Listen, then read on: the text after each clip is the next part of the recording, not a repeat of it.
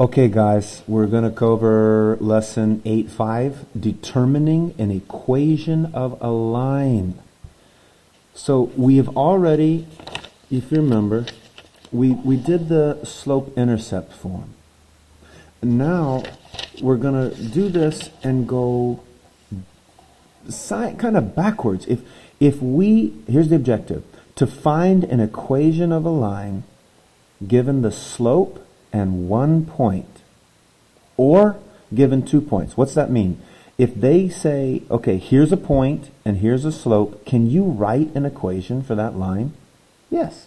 Or if they give you 2 points, can you come up with the equation for that line? This lesson will teach us how to do that.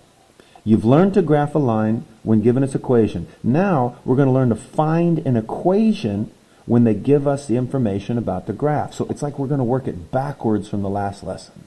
Let's go through these examples, and I think it'll make some sense to you. Okay, first example. Write an equation of a line that has a slope of 2 and a y-intercept of 3. Now the answer is going to come pretty quick if you remember the two forms that we've done. ax plus by equals c. That's the standard form. And then what's the new one? Y equals mx plus b. That is called the slope-intercept form. Now why do they call it the slope-intercept form? You get it? You get it. It's because, look, that's the slope and that's the intercept. It's genius. So here's what they're saying. Look at this. It says, what is an equation that has a slope of 2, so slope is m, and a y-intercept of 3. You really just plug it in. Y equals 2x plus 3. Done. Okay, let's go to example 2. Write an equation of a line that has a slope of negative 4 and an x-intercept of 3. Now wait a minute. We haven't talked about an x-intercept, but could you figure out what an x-intercept is based on what we know a y-intercept is? Okay, a y-intercept, let's say this line crosses it like this, right here, at 2. What's the coordinate of this point? 0, 2. What would the x-intercept be? This point, where it crosses the x-axis. 1, 2, 3. So suppose, what's the coordinate of this one? Negative 3, 0. So the y-intercept is always 0 something, and the x-intercept is always something 0. So they told us on example 2 to write an equation of a line that has a slope of negative 4 and an x-intercept of 3. Well, let's do it. We know that y equals mx plus b. What would the y be if the x-intercept is 3? Well, let's write down the x-intercept point, 3, 0. Remember, the x-intercept is always something 0. So let's plug in the y. 0 is equal to, what's the slope? Negative 4. And what would the x be? 3. Plus, we don't know the b, so we're just going to leave it. But notice we can figure it out. 0 equals negative 12 plus b. Add 12 to both sides. And what is b going to have to be?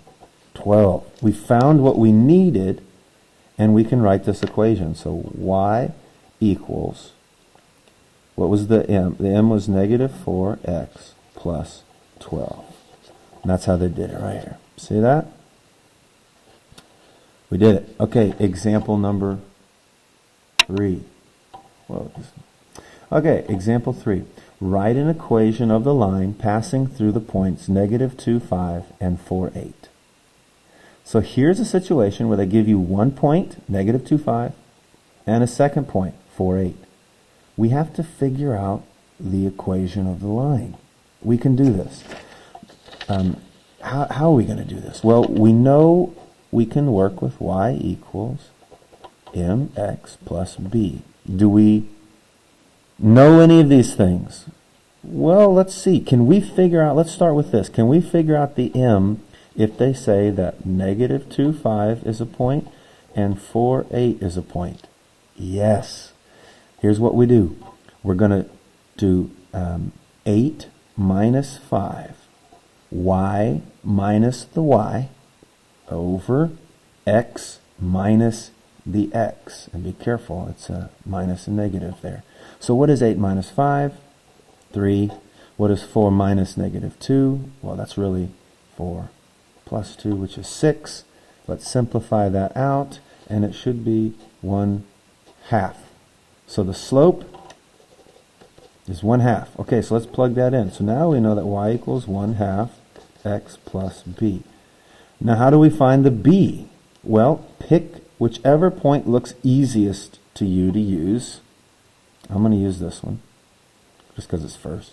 And then take the x and plug it in. Take the y and plug it in. And then we'll find out what the b is. So here we go. Okay, so I'm going to use 5 as the y equals 1/2 times negative 2 plus b. 5 equals, now 1/2 times negative 2 is negative 1 plus b. Add 1 to both sides.